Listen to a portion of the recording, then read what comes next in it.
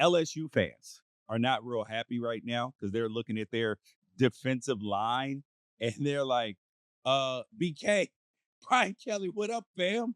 What up? Mhm. What up with this defensive line? And here's what Brian Kelly had to say about why he has not gotten the defensive line to look like everybody thought it was gonna look. So the D line, interior D lineman, where are you right now with that? Well, I think I made it pretty clear in a number of the press conferences that I had that we were in the market in recruiting in the transfer portal looking for defensive linemen. It hasn't fared very well, quite frankly, because we're selling something a little bit differently, and that is we want to recruit, we want to engage, build relationships, we want to develop, retain, and have success. We're not in the market of buying players, and unfortunately, right now, that's what some guys are looking for. They want to be bought. And look, I understand NIL is part of this, and we have an incredible collective.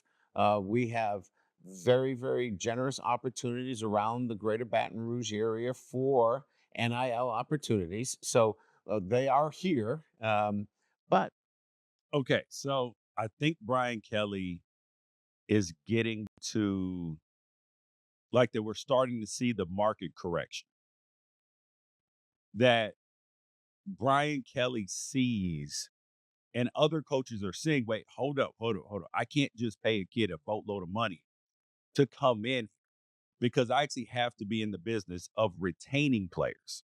So I do believe on one hand, it's a little bit of excuses by Brian Kelly, but on the other hand, he's right in that, okay, that we can't just be going out buying players.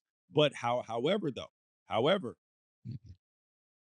I do believe that there's a difference in paying money to unproven players versus players like the kid Harmon, who just went to Oregon, who USC was after, LSU was after, who came from Michigan State. He was a proven player on the field. So he's not a player who should have to come in and prove himself to get money because he's proven on the field, as opposed to a freshman who he should not. I mean, this is like the NFL salary cap when they moved it to the rookie wage scale when Stafford was making more than like Tom Brady. That I do think that there's a difference. Yes. I mixed feelings on what Brian Kelly is saying here because I think that your values should define your actions. I don't think that your circumstances should define your values. And what I wonder when it comes to Brian Kelly is we're striking out on defensive linemen. So now I got to come out here and come out against the idea of That's why I buying said players. the excuses, bro. Yeah. So what percentage of that is excuse and what percentage of it is these are our LSU values? If you read me that quote and you didn't tell me who said it, I would say that's wisdom. And then if you told me that it came from, and you wouldn't even have to tell me who it was, so this has nothing to do with Brian Kelly bias. If you told me that it came from somebody at Louisiana State University, I'd be like, all right, I'm out. Because, because like they are in the haves, not the have nots.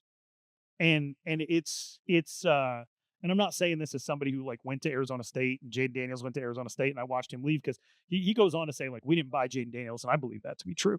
But LSU has resources. We know this because Keishawn Booty lost $90,000 gambling on himself. Yep. Like like where'd that money come from? And so they have a lot of money there. They do. I think what it comes down to is you get outbid for a few defensive linemen, and then all of a sudden you're like anti-capitalism. so, Yeah. so I agree. I agree And with this him capitalist in principle, society. How dare we? Comrade Kelly. But I believe I I believe what he is saying to be true. It's hard to digest coming from one of the schools that not just football, but all sports, from gymnastics to women's basketball. Yes. Yeah, Yeah, they are not hurting trying to pay players to get to come play for Kim Mulkey over there yeah. or And in gymnastics. and before it was legal, Will Wade, like they got Yeah. money, they've been had money. But as a standalone statement, I agree. I absolutely agree, and I think it goes along with a lot of what you were saying. Like, you can't get into a business of just bidding wars for people who are looking for the biggest payday. I mean, you can in Yeah, literally but every other but industry in Ralph, America. isn't it a difference though between transfers and high school students? Yes, Because he's talking, oh, we want guys who want to be here. What? Of course, you want somebody who wants to be there, but there's a market price for a starting defensive tackle who is going to the NFL. Like that's different than here's this hotshot 5-star defensive lineman who ain't proved a damn thing, and now he wants $2 million or $1 million or however much yeah. the amount is. Well, and There's then a but yeah, big difference between that and saying, oh yeah, we want guys who just want to be here out of the portal. Man, if and you get a like if you get a Bolitnikoff winner out of the portal, like yes, he wanted to be Addison wanted to be at USC because he wanted to play with Caleb Williams. But guess what else he wanted, Ralph?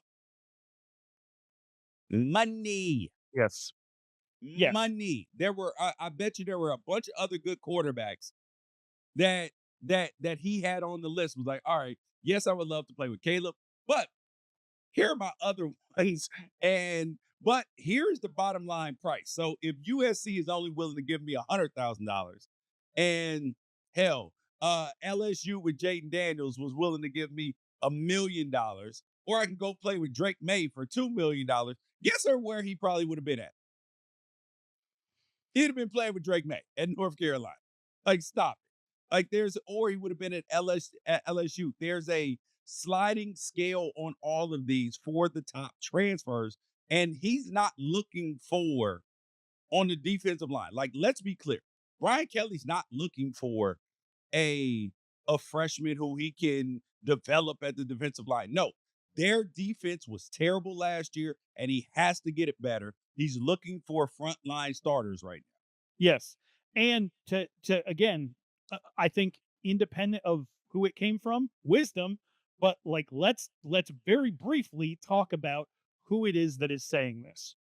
The person that is saying this over a period of 3,562 days is making, let me do a quick math, $26,000 and $26,027.39 a day for 10 straight years, every day. $26,000 a day, every day for 10 straight years. So this is the man. This dude is like souped up Toyota Corolla every day for 10 years, and he's the one talking about, hey, we're not out here like trying to buy people. So that's one end of it. You The other end of it, like you're in Yeah. the business. and nothing puts you in a position as a head coach to be extorted, because that's how some of these head coaches feel. They're like, we're getting extorted by these players. Nothing puts you in a better position to be extorted than having the 82nd ranked scoring defense in all of college football while being in the SEC. So you get into a room with a high level defensive tackle and their handler or their mom or their dad, and they say like, hey, we're going to develop you better than anyone else. And then they check last year's stats.